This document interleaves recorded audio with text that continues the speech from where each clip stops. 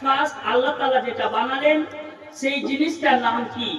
তাহলে একটা কিতাবের নাম বলি, বলে মাওলানা কোন কিতাব থেকে পড়ছো, সেই কিতাবটারও নাম বলে দিই। কিতাবটার নাম আরবি ভাষাতে লেখা আশরাফুল মুস্তাফা। কি নাম বললাম? না আশরাফুল না, আশরাফুল মুস্তাফা বা শরফুল মুস্তাফা বলবে না, আশরাফুল মুস্তাফা। সেই কিতাব থেকে আমি বলছি আরেকটা কিতাবের নাম, যেটা আমাদের জীবনীর বক্তা যারা আছে ওদের সবারই কাছে পাবেন। সেই কিতাবটার নাম হচ্ছে আপনার মাআরুজুন নবুয়া, তারপরে মাদারুজুন নবুয়া। তিনটা নাম শুনলাম। এই তিনটা কিতাব থেকে আমি দলিল দিব, ইনশাআল্লাহ আপনারা শান্তির মস্তিষ্কে শুনবেন। যদিও আমি আপনাদের কাছে এসেছি, আমি একটা শুধু ওষুধ খাবো, একটা আই রিকোয়েস্ট ইউ, দয়া করে বলছি দরুদ শরীফ পড়েন আল্লাহুম্মা। তো আগাতে পারবো না, তাই না বা? তাহলে যেটা শোনাবো শান্তির মস্তিষ্কে শুনেন।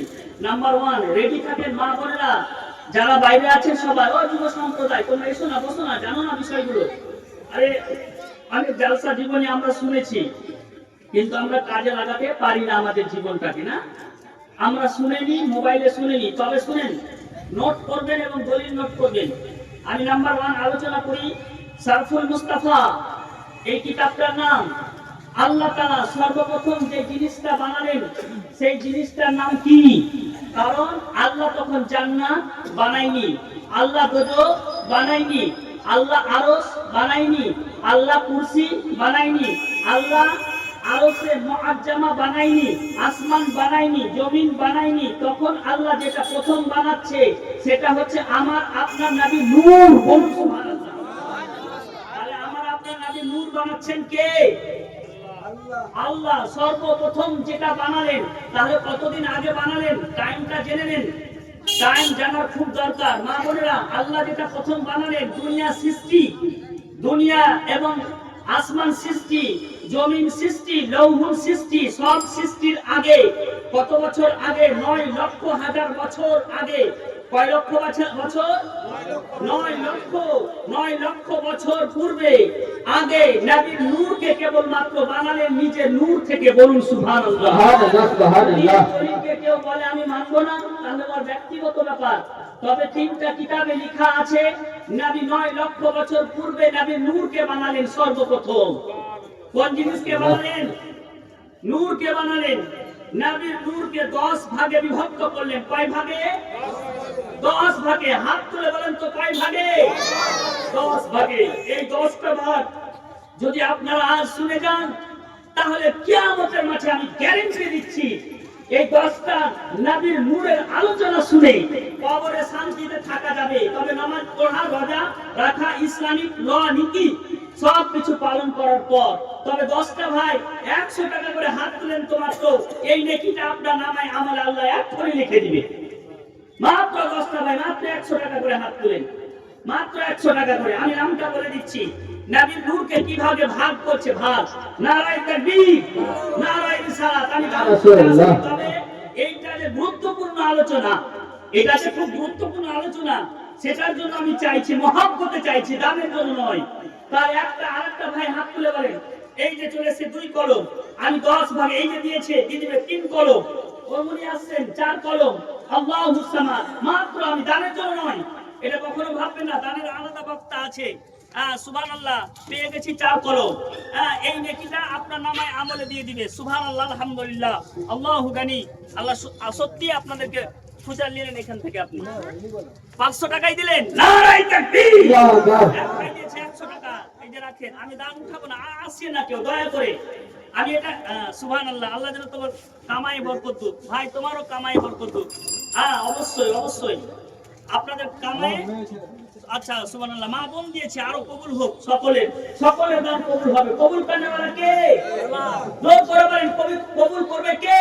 আল্লাহ। আল্লাহ, আল্লাহই দিবে না, আল্লাহ সব কিছু দিবে। এবার শুনেন, নবীর নূরকে ভাগ করছে আল্লাহ কিভাবে। আল্লাহ 10 ভাগে বিভক্ত করলেন। 500 টাকা মা দিলেন, নারায়ে তাকবীর, আল্লাহু আকবার। যে আলোচনা করছি, আলোচনা চারটেখানি কথা নয়, নবীর নূর নিয়ে আলোচনা করছি। কারণ নবীর নূরকে 10 ভাগে বিভক্ত করেছে। মা আমার দিয়েছে 500 টাকা, 200 টাকা দিয়েছে, নারায়ে তাকবীর, নারায়ে রিসালাত। এবার ইনশাআল্লাহ আমরা শুনবো। তাহলে নবীর নূরকে কয় ভাগে বিভক্ত করা হলো? 10 ভাগে। প্রথম ভাগ দিয়ে কি বানালেন নবীর নূর দিয়ে শুনেন। নাম্বার 1, আল্লাহ তাআলা সর্বপ্রথম যেটা বানালেন 1 নাম্বার, সেটা আল্লাহুস সামাদ, আরশ বানালেন নবীর নূর দিয়ে। কি বানালেন? জোর করে ও ভাইরা বলেন, নবীর নূর দিয়ে প্রথম কি বানালেন? আরশ। তো আরশটা কত বড়, কত লম্বা, কত চওড়া, এটাও শোনা যাবে তো? আল্লাহ বলতেছেন, শুনো, আমি আরশকে সৃষ্টি করলাম। আরশের একটা পায়া, একটা পিলার আর একটা পিলারের ডিসটেন্স 4 লক্ষ হাজার বছরের রাস্তা। বলুন সুবহানাল্লাহ, সুবহানাল্লাহ। আরশ যে বানালেন, তো আরশের যে এত বড় ডিসটেন্স, এতটা দূরত্ব, একটা পিলার আর একটা পিলার যেতে যেতে সময় লাগবে 4 লক্ষ হাজার বছরের রাস্তা। 4 লক্ষ বছরের রাস্তা লাগবে। এক একটা পিলারের মোটা কতটা, লম্বা কতটা। তাহলে রাইটার লিখছে এখানে, শুনেন, আল্লাহুস সামাদ সেই জায়গায় লিখছে যে আরশের যে আপনার এক একটা পিলার যে মোটা, সেটা হচ্ছে 500 বছরের রাস্তা, এতটা মোটা। এই আরশটাকে বানালেন একমাত্র আল্লাহ নবীর শান ও শওকতকে বৃদ্ধি করার জন্য। তাহলে যেটা বানালেন নবীর নূর দিয়ে 1 নাম্বার, সেটা হচ্ছে আরশে আজম। আমরা বলি না আরশে আজম? আমি কিন্তু খুব বহু পুরোনো কথা তুলে ধরছি। আল্লাহ প্রথম বানালেন আরশ, দ্বিতীয় বানালেন, লেখা আছে কলম। আপনি ভাগ্য, আপনার ভাগ্যতে কি লেখা হয়েছে, আপনি দুনিয়ায় এসে কতটা ইনকাম করবেন, কাকে কাকে দান করবেন, আল্লাহ কলম বানালেন। বলুন সুবহানাল্লাহ, সুবহানাল্লাহ, সুবহানাল্লাহ। আপনার তকদীর লেখা হবে, কিসমত লেখা হবে, তার জন্য আল্লাহ দ্বিতীয় নাম্বার কলম বানালেন। কলম কি বানালেন? জোর করে কলম বানালেন। এবার কলমের ব্যাপার তো জানতে হবে না বাপ? আমাদের কলমের ব্যাপারে তো জানতে হবে। এবার কলমের মোটা কতটা ছিল, এটা আমার হাতেও কলম আছে। এই শুনে নেন, এই কলমের মোটা হচ্ছে আপনার 50 বছরের রাস্তা। আর কলমের যেটা লম্বা, সেটা হচ্ছে 40 বছরের রাস্তা। আমি লিখে রেখেছি। তাহলে কলমটা এত বড় মোটা। কলমকে বলবে আল্লাহ তাআলা, কলম তুমি লিখো। তখন লিখতে শুরু করবে, তো কলমের যে আগালটা আছে সেটা কিন্তু আল্লাহর ভয়ে কেটে যাবে। তো 100 বছর ধরে কেটে থাকবে, আবার 100 বছর ধরে আল্লাহু আল্লাহু করবে, আর এই কলমের মুখে কালি আসবে নতুন করে। এবার যে কলম যেটা প্রথম লিখবে, সেটা কি লিখছে দেখবেন, বিসমিল্লাহির রহমানির রহিম। সুবহানাল্লাহ। আল্লাহ তাআলা বলেন, কোন ব্যক্তি যখন কাজ করার শুরুতে বিসমিল্লাহ বলবে, সেই কাজটাতে আমি আল্লাহ তাআলা বরকত করে দিই। তার জন্য কলম যে নামটা প্রথম লিখলেন, সেই নামটা 4টে খানি কথা নয়, সেই নামটা লিখলো বিসমিল্লাহির রহমানির রহিম। এটা বর্ণনা করতে গেলে 1 ঘন্টা লাগবে। কলমের ব্যাপারে তবে টাচ করলাম, শুধুমাত্র আলোচনা করলাম। 3 নম্বরের বেলাতে আল্লাহ যেটা বানালেন সেটা লৌহ, অর্থাৎ কথা হলো আপনার তাখতি। ওই তাখতি জায়গাতে আপনার ভাগ্যকে লেখা হবে। এই তাখতিটা সাদা মতির মতো আপনার চমকাচ্ছে, আর সেই সাদা আপনার জমিন আসমান ডিসটেন্স যতটা আছে এতটা মোটা আল্লাহ তকতি বানালেন। সেই জায়গাতে আপনার ভাগ্যকে লেখা হবে। বলে দুনিয়ার মানুষ, তুমি দুনিয়ায় গিয়ে কি খাবে, কি করবে, সব কিছু আল্লাহ তাআলা দুনিয়াতে পাঠার আগেই লিখে দেয়। সুবহানাল্লাহ, সুবহানাল্লাহ। দুনিয়াতে পাঠার আগে সব কিছু লিখে দিয়েছে। আমার বান্দা কি করবে, আমার বান্দারা কি খাবে, আমার বান্দারা কেমন করে চলবে, আমার বান্দাকে আমি কেমন রাখবো। তবে আল্লাহুস সামাদ 3 নাম্বার দিয়ে বানানো হলো আপনার যেটা হচ্ছে লৌহুল। 4 নাম্বার নবী নূর দিয়ে বানানো হচ্ছে চাঁদ। তো চাঁদ আল্লাহুস সামাদ এত চমকাচ্ছে, এত চমকাচ্ছে না? তো চাঁদকে একদিন জিজ্ঞেস করছে, ও চাঁদ, তুমি এত আলো কোথা থেকে পাও? তার জন্য একটা কবি বলছে, আমি চাঁদকে বলি তুমি সুন্দর নও, আমার নবীর মতো। আমি গোলাপকে বলি তুমি মিষ্টি নও, আমার নবীজির মতো। আমি চাঁদকে বলি, আমি চাঁদকে বলি তুমি সুন্দর নও, আমার নবীজির মতো। গোলাপকে বলি তুমি মিষ্টি নও, আমার নবীজির মতো। চাঁদকে প্রশ্ন করলাম, চাঁদ তুমি কেমন করে এত সুন্দর আলো পাও? চাঁদ বলতে লাগলো, আমি একবার সাজদায় চলে যাই আরশের নিচে, আর সেই জায়গায় নবীর নূর নিয়ে আমি সারা পৃথিবীকে আলো করতে থাকি। সুবহানাল্লাহ, সুবহানাল্লাহ। হযরতে জিবরিল একবার নবীজি বলছেন তাকে, জিবরাইল আমিনকে, ও জিবরাইল তোমার বয়স কত? কে বলছে? নবী। কে বলছে? বলো ভাই, কে বলছে? নবী। নবী বলছেন কাকে? জিবরাইলকে, ও জিবরাইল তোমার বয়স কত? তো জিবরাইল আমিন বলছেন আমি জানি না, আমার তো বাপ নেই, আমার মাও নাই, কে আমার বয়স লিখে রাখবে? তবে ওগো আল্লাহর নবী, আমার একটা আইডিয়া আছে। আমাকে আল্লাহ সৃষ্টি করার পর আমি একটা তারা দেখতাম, আমি একটা তারা দেখতাম, নক্ষত্র দেখতাম, যেটা ৭৭,০০০ বছর পর পর ডুবত আর উঠত। ৭৭,০০০ বছর পর পর ডুবত আর উঠত। আমি সেই তারাটাকে ৭২,০০০ বার দেখেছি।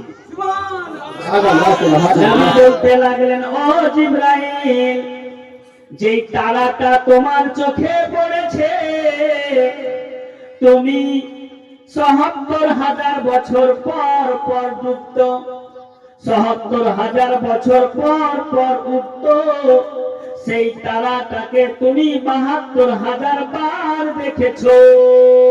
ও জিবরাইল, আমি আল্লাহর কসম খেয়ে বলি, আল্লাহ তাআলা যেটাকে বানিয়েছিল তুমি ঠিক দেখেছ, আমি রাসূলুল্লাহ সেই তারাটাই ছিলাম। সুবহানাল্লাহ, সুবহানাল্লাহ। আমি সেই তারাটা ছিলাম। বলে ইয়া রাসূলুল্লাহ, ইয়া হাবিবাল্লাহ, ওগো নবী, তাহলে আপনি ৭২,০০০ বছর পর পর ডুবতেন কেন, আর কেন উঠে থাকতেন? বলে, শোনো গো জিবরাইল, আমি ৭২,০০০ বছর ডুবে থাকতাম, মানে আল্লাহর ইবাদত করতাম, আল্লাহ শুকরিয়া না করতাম। এবার যখন উঠে যেতাম, যেটা আমি পেয়েছি আল্লাহর কাছ থেকে, সেটা সারা পৃথিবীতে আমি দান করতে থাকতাম। তাহলে আমি ৭২,০০০ বছর যেটা ডুবে থেকে আল্লাহর কাছে পেলাম, ওটা আমি সারা পৃথিবীকে দিচ্ছি। কি দিচ্ছি? আলো দিচ্ছি, নূর দিচ্ছি। এই পৃথিবী প্রথম কিন্তু বাস করার মতো ছিল না। এই পৃথিবী ছিল কালো, কুচকুচে, অন্ধকার, ধূসর বর্ণ। কি বর্ণ? ধূসর বর্ণ, ছায়ের মতো ছিল। এই পৃথিবীতে একমাত্র নূর পেয়েছি, আলো পেয়েছি নবী মুস্তাফার ওসিলার কারণে। নবী মুস্তাফার কারণেই নূর পেয়েছি। বাবাজি ভাইরা, এবার আল্লাহ তাআলা নবীর নূর দিয়ে সূর্য বানালেন, নবীর নূর দিয়ে জান্নাত বানালেন, নবীর নূর দিয়ে দ্বীন বানালেন। আল্লাহ তাআলা ৮ নাম্বার নবীর নূর দিয়ে মালায়েকা বানালেন, ফেরেশতাগণ। ৯ নাম্বার কুরসি বানালেন। এই কুরসির ব্যাপারে একটু আলোচনা খুব বড় দরকার। আল্লাহ তাআলা, আমরা বলি আয়াতুল কুরসি, এই ফজিলতটা শুনবেন আর মজা লাগবে। যেই কুরসি মানে চেয়ার, কুরসি মানে চেয়ার। আল্লাহ মেন কুরসি যেটা বানালেন, অরিজিনাল কুরসি যেটা বানালেন, সেই কুরসির ডান দিকে আপনার ৪০০ কুরসি বানালো, ছোট ছোট কুরসি বাম দিকে বানালো। তারপর মেন কুরসিতে আল্লাহ তাআলা নিজের জাতকে জালওয়ায় আফরোজ করলেন। আল্লাহ বসলেন না, বসা থেকে পাক। হ্যাঁ, আমার আকীদা খুব ভালো, আপনাদের আকীদা খুব ভালো। আল্লাহ কোন জায়গায় বসেন না। আল্লাহ যখন জালওয়ায় আফরোজ করবেন, বলে চেয়ার যেটা নবী নূর দিয়ে বানালেন, এত সুন্দর, এত সুন্দর, এত ভারী, এত ভারী। আল্লাহ বলতে লাগলো, এই মেন যে চেয়ারটা আছে, তো আশেপাশে আরো 400 400 করে 800 দোনো দিকে আছে। একটা করে ফারিস্তা বসিয়ে দিল। আর বসিয়ে দেওয়ার পর এক একটা ফারিস্তার হাতে তসবিহ দিল। আর তসবিহ গণতে আছে, যে তসবিহটার নাম হলো আয়াতুল কুরসি। একবার পরে যদি কেউ নামাজের পর পাঠ করে, তাহলে আপনার কুরসির যতটা ওজন হবে, তার থেকে বেশি নাকি আল্লাহ তাআলা আমাদেরকে দিবে। সুবহানাল্লাহ, সুবহানাল্লাহ।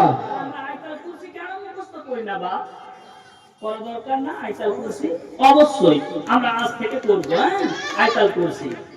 তাহলে বাম দিকে 400, ডান দিকে 400, বাম দিকে 400 মেন কুরসি ওজন ধরে আপনি নামাজের পর পর যদি একবার করে পড়েন, তাহলে আপনার টোটাল কুরসির নেকি আল্লাহ তাআলা আপনাকে দান করবে। আল্লাহ তাআলা আমাদের জন্য রাস্তা খোলা রেখে দিয়েছে, কিন্তু আমরা রাস্তাতে চলি না।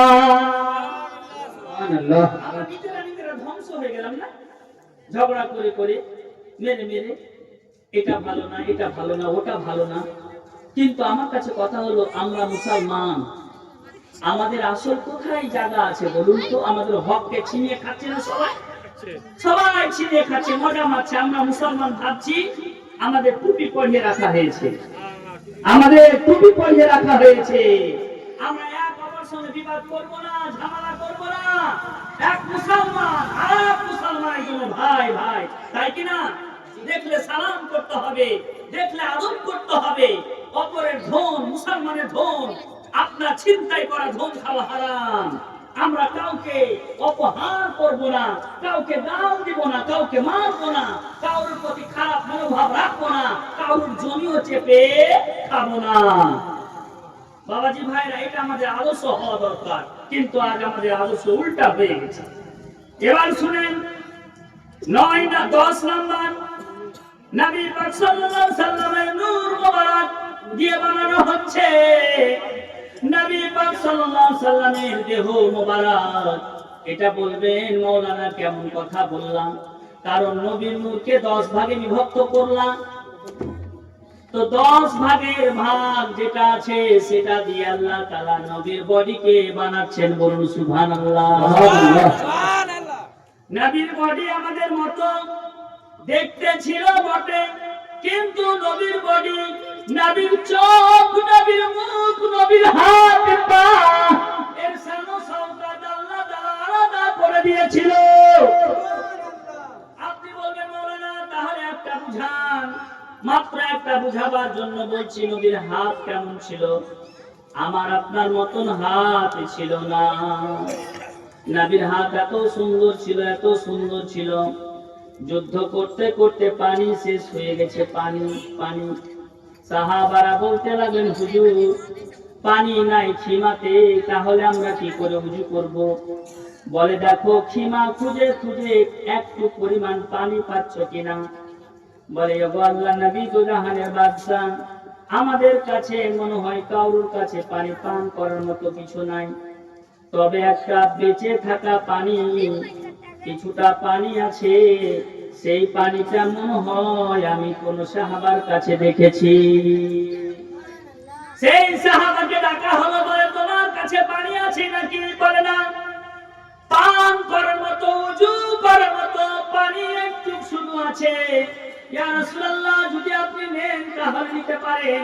নবীকে দেওয়া হলো, বল সবাই বলল, ইয়া রাসূলুল্লাহ, যুদ্ধের খিমাতে পানি শেষ হয়ে গেছে। উজু কেমন করে করবেন একটু একটু করে পান করতাম। নবী বলছে এসো সবাই এগিয়ে আমার হাতে পানি ঢালো আর নিজ নিজ লোটাতে করে নিয়ে যাও। নবীর এই দুটো আঙুলে পানি ঢালতে লাগলো।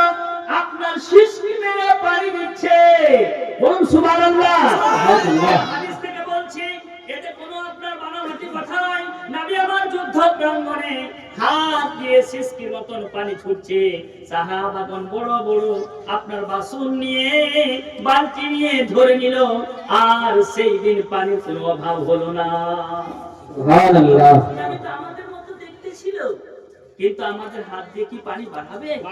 বাড়াবে না। ঠিক আছে, তাহলে নবীর একটু আরেকটা বর্ণনা করেই দিই, যেহেতু লাগলাম, যতক্ষণ বক্তা আসেনি আপ চলে আসবে।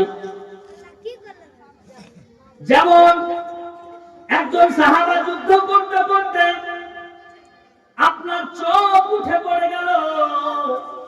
আহারে, চোখটা নিয়ে নবীর কাছে আসলেন, বলে ও আল্লাহর নবী, জাহানের বাদশা, আমি এই চোখ দিয়ে আমি আর দেখতে পাবো না, আমি অন্ধ হয়ে গেলাম, আমি আর কাউকে দেখতে পাবো না। ও আল্লাহর নবী, নবী বলতেছেন চোখটা আমাকে দাও, চোখটা আমাকে দাও, দাও তো। যেমন চোখটা হাতে নিল, নেওয়ার পর নবী আমার যে জায়গা থেকে উঠেছিল, যে বাম চোখ বা ডান চোখ হোক না কেন, সেই চোখের জায়গাতে লাগিয়ে দিয়ে আপনার নবী আমার লালা মোবারক দিল, থুথু নয় লালা, মানে মুখে হাত দিলে একটু লালা রস আছে না বা, সেই লালাটা নিয়ে চোখের চতুর্দিকে মহলমের মতো করে ঘুরিয়ে দিলেন, আর সঙ্গে সঙ্গে চোখটা ভালো হয়ে গেল। সাহাবা বলতে লাগলো, কোনদিন আমি ওই চোখে আমি কম দেখতাম না, বরঞ্চ যেটা আমার আসল চোখ করে নবী লাগিয়ে দিয়েছেন, সেই চোখে আমি বেশি দেখতাম। সুবহানাল্লাহ, সুবহানাল্লাহ। নবীর সামনে সব কথা অনেক আছে, তবে আমরা বুঝি না, না বুঝতে অসুবিধা হয়। হ্যাঁ, নবীর মায়ের নাম শুনেছি না, নবীর নাম আমেনা। নবীর মায়ের নাম কি? আমেনা। হ্যাঁ, জীবনীতে খুব বলি, তবে একটু টাচ করছি। নবীর মায়ের সাথে কারোর তুলনা হবে না। নবীর মায়ের সাথে ইব্রাহিম নবীর মায়ের তুলনা হবে না। নবীর মা নবীকে পেটে নিয়ে আছে, জিজ্ঞেস করে নিলেন কোন মুফতি মাওলানাকে, নবীর মায়ের পেট উঁচু হয়নি, নবীর মায়ের পেটে বাচ্চা আছে কিনা বুঝা যায় না। পাড়াপড়শি প্রতিবেশীর মেয়েরা বলছে, বাবা আমেনা, শুনেছি আব্দুল্লাহ ইন্তেকাল করার পর তোমার পেটে বাচ্চা আছে, কিন্তু তোমার পেট দেখে তো মনে হয় না, তোমার পেট দেখে তো আমরা বুঝতে পারি না যে তোমার পেটে বাচ্চা আছে। আমেনা, তুমি কি আমাদের সাথে রহস্য করছো? বলে, না, আমি রহস্য করি না, আমার পেটে নবী মুস্তাফা আছে। তো বলছে, তোমার পেট তাহলে উঁচা কেন হয় না? বলে, জানি না বোন, যেদিন থেকে নবী আমার পেটে এসেছে, আমার পেট বরাবর ওরকমই ছিল। নবীর মা হাঁটতে লাগলো, আপনার বাড়ির জন্য পানি নেওয়ার জন্য কুয়াতে পানি উঠাতে যাবে। অন্য মেয়েরা সকালবেলা লাইন দিয়ে থাকে, এখন যেমন থাকে না এতে, এই যে বিপিএল সব নামাজ টিপ দেওয়ার জন্য। হ্যাঁ, আমি দেখলাম কেবিএস এর দিকে সব বসে আছে। আমি কিসের জন্য বসে আছেন কাকু? বলে, টিপ দিব। টিপটা কেন দিবা? বলে, দেরি হয়ে যাবে তার জন্য আগে লাইন লাগাচ্ছে, আমি আগে পাবো, লাইনে আমি আগে আছি, আমি পাবো। তো আমাদের গ্রামে আপনারা সবাই চেনেন মাতলু মামু আছে না? মাতলু মামুকে দেখছি, ও কিন্তু 2 নম্বরে আছে। তা আমি বলছি, মামু এখানে কি করছো? বল, টিপ দিব। কে পাশ থেকে বলছে, তোমার টিপে মান চেলে দে। তো আমি তো আর জানি না পুরো ঘটনা। তো বলছে আমার মা অন্য ওজনা টিপ দিয়ে কে উঠে দেয়? তো বলছে তোমার শ্বশুর। হ্যাঁ, আপনারা জানেন সবাই, তার জন্য আলোচনা করলাম। হ্যাঁ, এরকম মহিলারা লাইন দিয়ে আছে, মা আমেনা পিছন দিকে দাঁড় হয়ে আছে। আমেনা দেখতেছে মা বোনেরা বালতিতে জল নেওয়ার জন্য নিচে ফেলছে দড়ি। কিন্তু আমেনা যখন তাদের সাইড কেটে গেল, বলে ও মা বোনেরা, যদি আমাকে একটু সুযোগ দাও তাহলে তোমাদের জন্য আমি সুযোগ করে দিব। বলে কেমন হবে না? আর আমাদের দড়ি ফেলতে হবে না? বলে না, দড়ি ফেলতে হবে না, শুধু কি করতে হবে, মুখ থেকে পানি নিয়ে তাড়াতাড়ি বাড়ি যাও। আজকে নবীর মা আমেনা, নবীর মা বর্ণনা করছেন, আমার নবীর আম্মা আমেনা যেমন কুয়ার কাছে গেলেন, তেমন কিন্তু কুয়ার পানি একেবারে উপরে উঠে বরাবর হয়ে গেল। আর মা আমেনা পানি নিচ্ছে আর সকলকে বলছে, তোমরা আজকে আমেনার জন্য, আমেনার ওসিলাতে তোমরাও পানি তাড়াতাড়ি নিয়ে বাড়ি যাও। আর দড়ি ফেলতে হবে না, দড়ি ফেলতে হবে না। আজকে দ্বিতীয় দিন অন্য মেয়েরা করার জন্য গেল। হয়তো আমেনা যে পানিটা বরাবর দেখেছিলাম সেই পানিটা থাকবে, কিন্তু যেমনকার পানি তলে সেরকম ভাবে নেমে গেছে। একদিন মা আমেনা হাঁটতে হাঁটতে চলে আসে, বা হাঁটতে হাঁটতে আসছেন, চতুর্দিকে খেজুর গাছগুলো ঝুঁকে ঝুঁকে নবীর আম্মাকে সালাম জানাতো। নবীর পায়ে, নবীর আম্মার পায়ের তলে পাথরগুলো পড়তো, বা পাথরগুলো যেন সবকিছু নরম হয়ে যেত। নবীর আম্মাকে কষ্ট দিত না। নবী আমার আছে আপনার গর্ভে, নবী আমার আছে গর্ভে।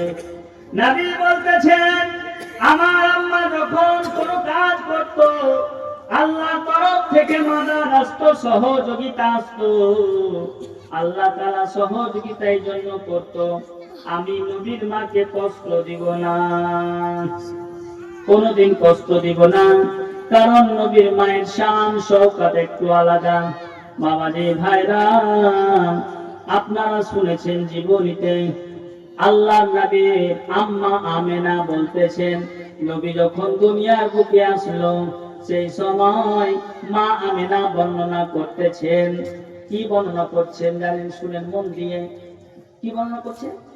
নবী যখন দুনিয়ার বুকে আসছে তো আমার দেহ থেকে নূর যেন বেরিয়ে গেল। বলুন সুবহানাল্লাহ। সুবহানাল্লাহ। হাদিসটা শুনে লাম্মা ফাসাল মিন্নি নোট করেন, ইউটিউবাররা নোট করেন, লাম্মা ফাসাল মিন্নি নূরের আদাত ফারাইতু মাশারিকাহা ওয়া মাগারিবাহা। আমার বিশ্ব নবী যখন দুনিয়ার বুকে আসে, আমার দেহ থেকে নূর বেরিয়ে গেল। আমি অনুভব করতে পারলাম না, আমি বুঝতে পারলাম না। কারণ নবী এমন দুনিয়ার বুকে আসলো, না একটু বেদনা, না একটু ব্যথা, না রক্ত ছিল না। মা আমেনা রক্তাম্বিত হননি। আচ্ছা, আমরা জন্মগ্রহণ করেছি তো মায়েরা নাপাক হয়নি? অবশ্যই হয়েছে।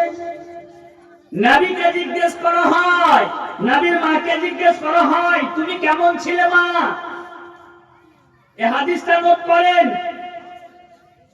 ওগো শিশাবাসীর বাবাজি ভাইরা নোট করেন। নবীর আম্মা আমেনা বলতেছেন, নবী দুনিয়ার বুকে আসার সময় নবী ছিল সম্পূর্ণ খাতনা করা, লাভি কাটা ছিল। বলেন আপনার লাভি কাটা হয়েছে কিনা? বাপ আমার লাভি কাটেনি, তাহলে নবীর লাভি কেউ কাটেনি, কারণ নবীর লাভি কাটাই ছিল। দুনিয়ায় এসে কেউ মাতাব্বরি না করতে পারে, তার জন্য আল্লাহ আগেই সব কিছু কেটে দিয়েছে। নবীর মুসলমানি আল্লাহই করেছে। হ্যাঁ, জন্মের আগে দুনিয়াতে আসার আগে, জন্মের আগেই করে দিয়েছে। এইবার শুনেন ঘটনা। মা আমিনা বলছেন নবী যে দুনিয়ার বুকে আসলো, অন্যান্য মেয়েরা 40 দিন 43 দিন নাপাক থাকে না? থাকে কি থাকে না বলেন? জি যেমন ছেলে হবে তেমন 40 দিন 45 দিন আপনার ব্লাড বের হবে। এটা স্বাভাবিক, লজ্জার কোনো ব্যাপার নয়। প্রত্যেকটা মা, প্রত্যেকটা বাপ, প্রত্যেকটা ভাই, প্রত্যেকটা আমরা সবাই কিন্তু নাপাক রক্ত মেখে মেখে দুনিয়াতে এসে আমার মায়েরা আপনার কাপড় দিয়ে দিয়ে আমাদেরকে পরিষ্কার করেছে, তাই না? কিন্তু নবী যখন দুনিয়ার বুকে আসলো, নবীকে পরিষ্কার করার প্রয়োজন হয়নি। যেমন দুনিয়ার বুকে আসলো, নবীকে জমজমের পানি দিয়ে আল্লাহ গোসল করালেন। আল্লাহ জমজমের পানি দিয়ে গোসল করালেন। মা আমিনা দেখতে পেলেন যে আমার লাল মুহাম্মদ তার শরীর দিয়ে টপ টপ করে পানি পড়ছে। তো আমি মনে করলাম যে এইটুকু মুহূর্ত আমি বুঝতেই পারলাম না যে আমার লালের শরীর দিয়ে পানি পড়ছে টপ টপ করে। তখন একজন ফারিস্তা বলে উঠছে, ও আমিনা, জানো তুমি কত ভাগ্যবতী? তুমি কত ভাগ্যবতী জানো? তোমার ছেলে যেমন জন্মগ্রহণ করেছে, ফারিস্তারা চতুর্দিকে ঘোরাতে শুরু করেছে, নূরের দোলাতে শুরু করেছে। ও আমিনা, ও আমিনা, ও আমিনা, তুমি একবার নজর তুলে দেখো না, নজর করে দেখো না, কে এসেছে দেখো না। দিন দুনিয়ার বাদশা সেজে তাজদার মদিনা, তাজদার মদিনা।